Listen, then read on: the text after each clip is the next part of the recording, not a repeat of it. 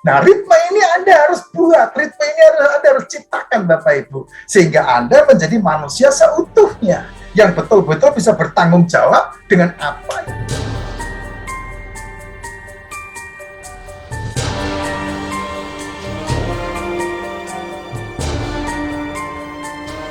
Selamat pagi, Bapak Ibu. Saya buatkan satu materi yang saya pikir ini penting buat kita, sembari menunggu persiapan kita waktunya bekerja keras nanti ya. Untuk detail-detail teknisnya pasti udah dibahas oleh Pak Kriskop, Pak Kristiansyah, dan Pak Haji Midan. Nah, untuk ke motivasinya, ke soft skill-nya, saya akan bahas buat Anda semua.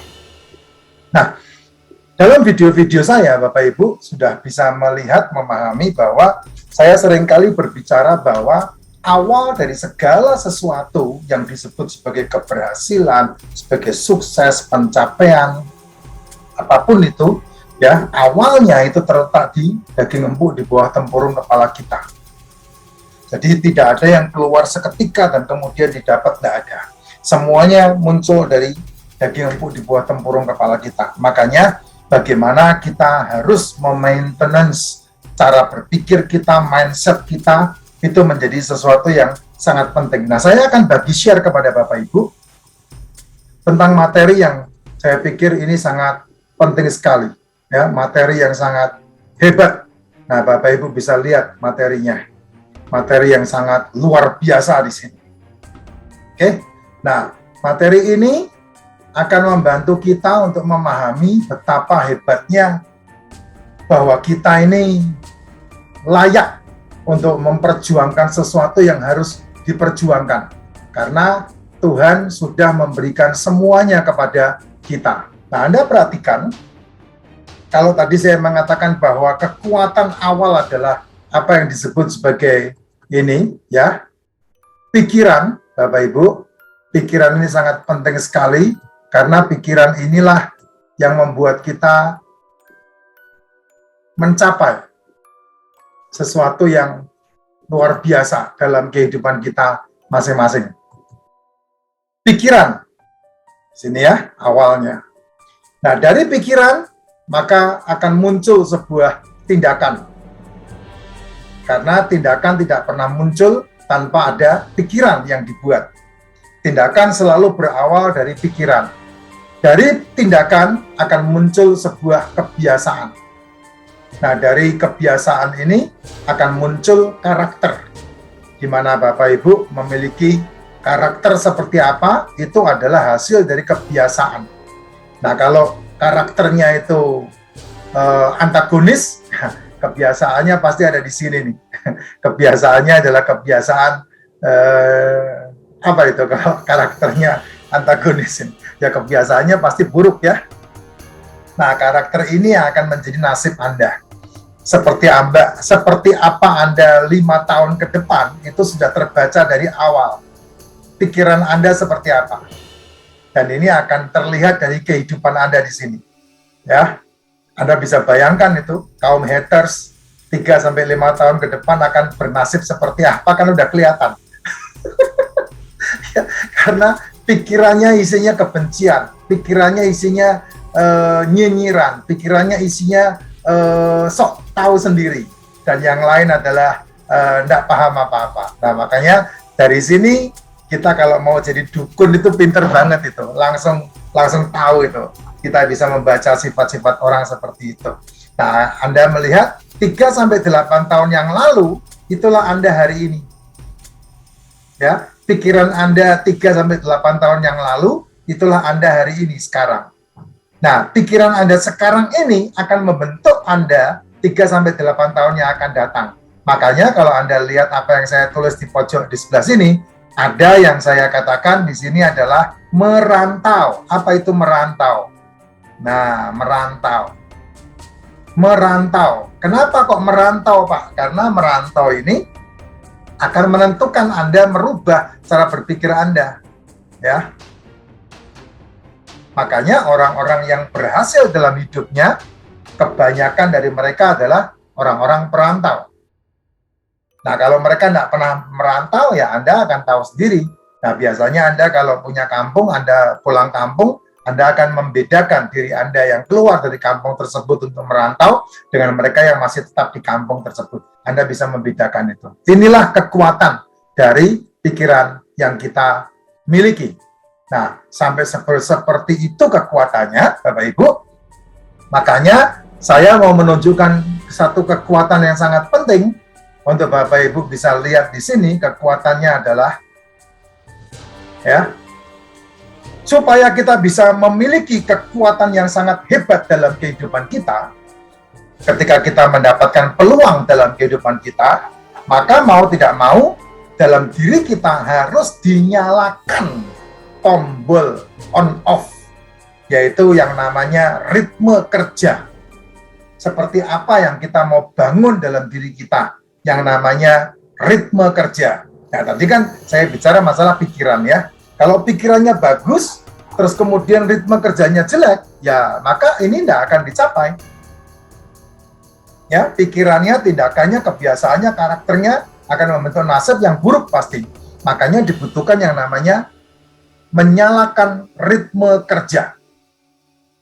Ritme ini kan ketukan ya, Bapak Ibu.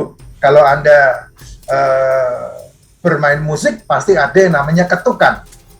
Tam tam tam tam tam tam tam tam tam tam tam tam tam tam. Ada 1/2, 1/3, 1/4, 3/4, ada ketukannya itu semuanya.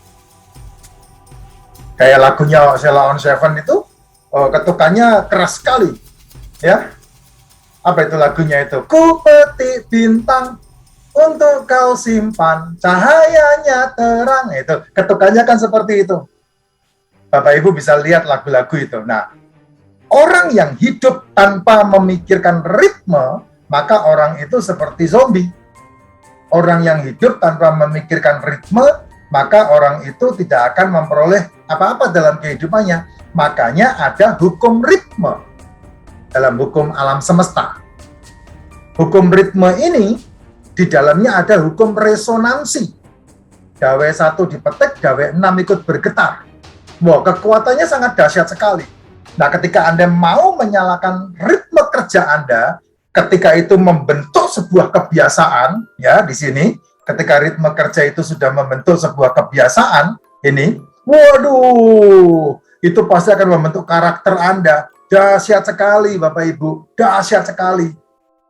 Ya, nah itu dimiliki sama orang-orang yang ritmenya sangat dahsyat, yang betul-betul dijaga. Contoh yang paling gampang seperti yang saya pernah ceritakan. Saya setiap jam 11 pasti keluar rumah untuk jalan kaki keliling komplek sebanyak 5 kali. Kalau jam 11 saya tidak keliling komplek karena saya sedang memasak untuk makan siang, maka saya jalan jam 1 atau jam 3 sore. Nah, ini yang disebut membangun ritme kerja. Supaya kita nanti memperoleh atau mendapatkan kebiasaan. Contoh ritme kerja yang kita mau bangun adalah bangun pagi, langsung berdoa, mengucap syukur. Itu termasuk membangun ritme kerja. Anda harus menyalakannya. Sehingga ketika 3 bulan pertama Anda malas-malasan bangun, maka di bulan keempat Anda akan terbiasa untuk bangun setiap jam 5 pagi. Dan kemudian berdoa. Dan kemudian 1 jam membaca buku. Anda harus melakukan ritme itu. Membuat ritmenya. Sehingga ketika ritmenya terbentuk, waduh, itu akan ada harmonisasi yang sangat luar biasa. Sehingga Anda orang-orang yang menang nantinya. Ada ritme kerja, ada ritme pola pikir, ada ritme hidup. Nah, ini Anda harus pahami betul-betul. Dan tiap-tiap orang punya latar belakang yang berbeda-beda ketika mereka menyalakan ritme kehidupan mereka masing-masing. Ketika mereka menyalakan ritme kerja mereka, jam 8 pagi mereka masuk kantor, jam 5 sore mereka pulang. Ya, di dalam kantor mereka mengerjakan apa saja. Dan hati-hati, kebanyakan waktu Anda ketika bekerja, itu waktunya habis untuk gadget. Waktunya habis untuk sesuatu yang tidak ada artinya. Scroll Instagram, scroll Twitter, scroll Facebook, lah itu itu akan membentuk ritme Anda dan itu merusak. Ya, yang namanya buka tutup Instagram, buka tutup Facebook, itu merusak ritme kerja Anda. Sehingga waktu yang begitu berharga, yang sangat terbatas itu menjadi terbuang. Demikian juga dengan ritme pola pikir. Cara berpikir, Anda bisa berpikir negatif, Anda bisa berpikir positif, tergantung semuanya ada dalam diri Anda. Seperti yang suka saya katakan, kita tidak pernah bisa mengusir burung terbang di atas kepala kita, tapi kita bisa langsung menepisnya ketika dia hinggap di atas kepala kita. Itu yang disebut ritme pola pikir. Untuk merubah cara berpikir memang tidak gampang Bapak Ibu, tapi Anda bisa melakukannya. Saya tidak bisa merubah bahwa saya dilahirkan dari keluarga Arifin Johan. Saya tidak bisa merubah ketika saya dilahirkan dalam keluarga yang sangat sedih. Saya tidak bisa merubah ketika saya dibesarkan dalam keluarga yang sangat miskin. Saya tidak bisa merubah itu. Tapi saya bisa merubah cara pikir saya bahwa seperti sebuah kapal tidak pernah bisa merubah arah angin, tapi saya bisa merubah nahkodanya. Saya bisa memutar kompasnya untuk menyesuaikan arah angin tersebut. Sehingga itu tidak membuat saya menghukum diri saya dan kemudian menyesali hidup saya. Saya tidak bisa merubah perjalanan hidup saya, bahwa saya jatuh bangun dalam kehidupan. Saya tidak bisa keluar dari situ. Dan saya menjalaninya. Itulah yang disebut sebagai ritme pola pikir. Ketika Anda bisa mengontrol pola pikir Anda menang. Karena Anda mengatasi semua masalah yang Anda sedang hadapi. Ada ritme hidup. Ritme hidup itu Anda tidak bisa hidup sendiri. Anda perlu hidup dengan orang lain. Anda perlu menjaga tutur kata Anda perlu menjaga mata Anda perlu menjaga telinga Anda perlu menjaga semua aspek hidup Anda. Oh, kalau Anda mengerti rahasia ini, Bapak Ibu, Anda manusia sempurna. Karena banyak di dunia ini orang yang tidak pernah bisa mengerti ritme hidupnya. Ya, ngelihat paha aja sudah nafsu, sehingga semuanya disebut sebagai aurat yang terbuka, aurat yang mengganggu. Nah, seperti itu. Itu orang-orang yang tidak bisa mengatur ritme hidup. Sedangkan manusia hanya ada dua, yaitu laki-laki dan perempuan. Kita bisa melihat itu semua. Nah, itu ritme-ritme yang harus Anda pelajari. Nah, tiap orang punya latar belakang yang berbeda-beda untuk menyalakan ritmenya. Lihat perempuan cantik, Anda terus kemudian nafsunya, birahinya tidak bisa mengontrol. Nah, Anda tidak bisa tidak memiliki ritme hidup itu. Akhirnya Anda terumbar dan menyiksa Anda dan merusak Anda.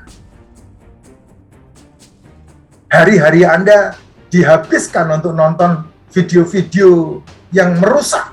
Sehingga kalau kita melihat YouTube kan, konten-konten yang mempertontonkan aurat, mempertontonkan sempak, mempertontonkan selangkangan, wah itu viewernya bisa segitu banyaknya. Dan itulah ritme hidup yang Anda harus kontrol.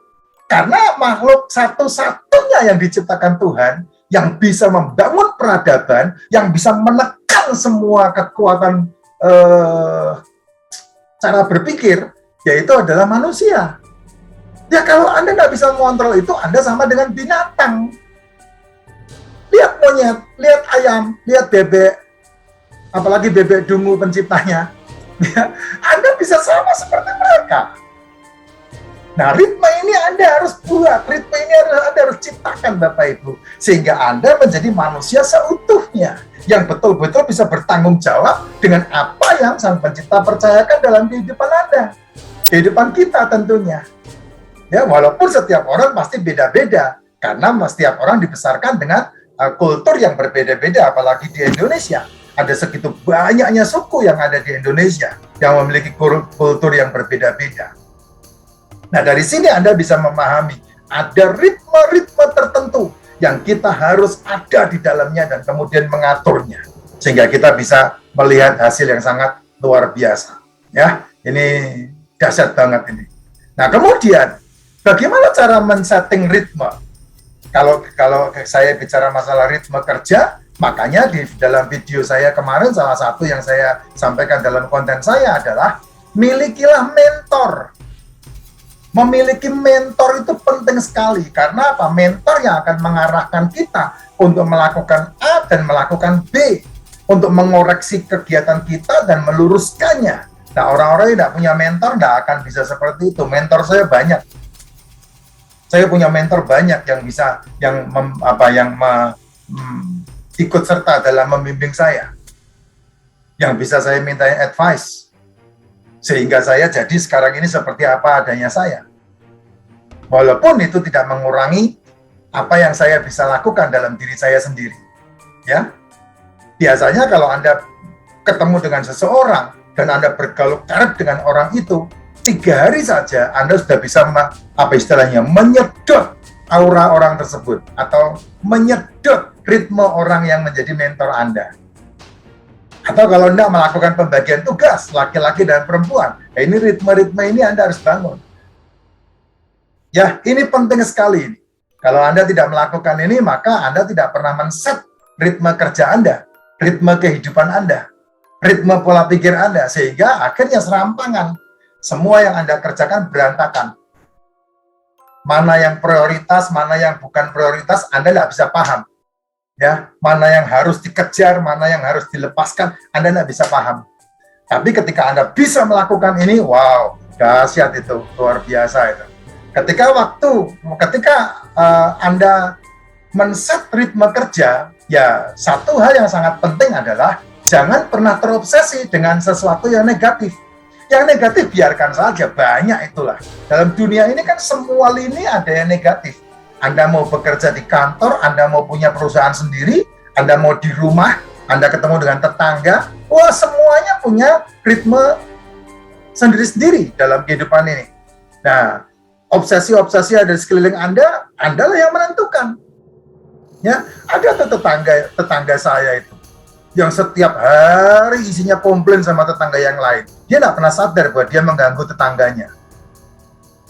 Nah, ini yang terjadi. Bagaimana dia bisa men-set ritme hidup mereka? Tidak bisa, Bapak Ibu. Nah, contoh ketika kita mengalami kita menjalankan hidup kita untuk men-set ritme kerja kita, supaya tidak terobsesi dengan yang negatif. Nah, saya memberikan contoh ketika mobil kita rusak. Nah, ketika mobil kita rusak, apakah Anda terus menyesali mobil yang rusak? Ketika mobil kita rusak, apa Anda terus menendang-nendang mobil yang rusak? Ketika mobil kita rusak, apa kita langsung mutung, ngambek? Nah, kalau saya tinggal sementara mobil saya telepon derek, dan saya naik angkot melanjutkan ngurusin pekerjaan saya. Kalau saya seperti itu, karena ada tujuan yang harus diselesaikan. Ya, ketika saya presentasi, ketemu sama klien, ternyata klien yang saya jumpai pergi, ya enggak apa-apa, enggak perlu ngamuk-ngamuk di kantor tersebut, enggak perlu memaki-maki resepsionis yang ada di kantor tersebut. Ya saya cari prospek yang lain, apalagi di Jakarta, satu gedung itu ada ratusan kantor yang ada di situ, satu gedung itu ada ratusan PT di situ. Kenapa masih saya menghabiskan waktu dan emosi saya untuk memaki-maki resepsionis yang enggak pernah tahu saya meeting dengan siapa dan mau menyampaikan apa? Nah, hal-hal seperti ini kan sangat penting sekali. Nah, kalau Anda mau menggapai referral, ya biarkan saja referral tidak bergabung. Tidak ada masalah. Masih banyak peluang di sekeliling kita, Bapak Ibu. Ya, saya menyarankan pakailah rencana kedua. Ya, bangun backup rencana sehingga kita tidak kehilangan waktu. Kita tidak wasting time, membuang-buang waktu. Karena apa? Tujuannya kan supaya kita bisa menghargai waktu dengan baik. Ini tujuan yang kita harus bangun dalam diri kita. Yaitu apa? Menghargai waktu yang ada. Karena kita ini kan punya 2 kekuatan. Kekuatan yang pertama adalah diri kita sendiri yang tidak terbatas. Dan yang kedua adalah waktu kita yang sangat terbatas, hanya 24 jam saja. Nah, mau tidak mau yang harus Anda upayakan adalah menghargai waktu ini supaya waktu 24 jam itu bisa memberikan garansi hasil eksponensial. Itu yang kita kejar kan, sehingga kerja kita boleh 8 jam, tapi hasilnya 8 kali 24 jam, 8 kali 100 jam, itu yang kita kejar kan seperti itu. Ya, kalau ini terjadi, wah dahsyat Bapak Ibu, Anda luar biasa. Nah, catatan orientasinya seperti apa? Anda mau punya target seperti apa? Ya, berapa target Anda per bulan? Kapan target finansial free yang Anda mau targetkan? Seperti saya berumur karena saya mengalami banyak kehancuran dalam kehidupan saya. Nah, target yang terakhir yang saya buat adalah saya minta waktu sama Tuhan lagi 5 tahun ke depan untuk saya melakukan sesuatu yang besar. Sehingga ketika saya berumur 60 tahun, saya udah bisa melihat apa yang saya perjuangkan menjadi sesuatu yang sangat luar biasa. Ini target pencapaian. Dan untuk bisa mencapai target pencapaian ini, berapa kali Anda mau membangun presentasi Anda kepada klien Anda? Membangun referral Anda, kalau Anda membangun bisnis jaringan, ya, sehingga klien yang Anda inginkan untuk dapat, Anda terima, Anda miliki. Saya untuk bisa memiliki 1 bulan 3 klien yang memakai jasa saya, waduh, 1 hari saya harus ketemu 25 klien, Bapak Ibu. 25 klien 1 hari itu belum tentu semuanya bisa ditelepon loh, belum tentu semuanya bisa disamperin loh. Tapi minimal target 1 bulan 3 event atau 3 klien yang memakai jasa saya tercapai. Makanya saya pasang target yang besar untuk mengambil hasil yang maksimal. Ini yang disebut orientasi. Dan itu perlu dibangun ritmenya, tidak membenduduk muncul seperti itu, tidak bisa. Ada ritme yang harus Anda bangun. Dan itu butuh waktu. Tidak ada yang instan di muka bumi ini. Ini penting sekali ya. Kalau target tidak tercapai, ya satu penyebabnya, Anda kurang presentasi. Penawaran Anda kurang afdol. Penawaran Anda kurang banyak diterima orang. Tapi kalau penawaran Anda banyak diterima orang, itu sama seperti yang pernah saya katakan, kita punya kolam yang besar dan kita isi ikan yang begitu banyak, sehingga kita ketika memancing pasti dapat ikan. Kita memancing pasti dapat ikan. Nah, sama seperti kita hari ini, kita pengen punya hasil yang besar, ya presentasilah dengan banyak, ketemulah dengan banyak klien. Sehingga nanti ketika klien-klien itu sudah mengenal brand yang kita punya, klien-klien itu sudah mengenal hebat yang kita bangun, maka dia akan langsung menghubungi kita. Nah, itu kan caranya seperti itu. Nah, inilah yang saya bilang kekuatan yang sangat luar biasa ketika Anda mau menjalankan kehidupan Anda untuk melihat masa depan yang penuh dengan berkah yang kita perjuangkan.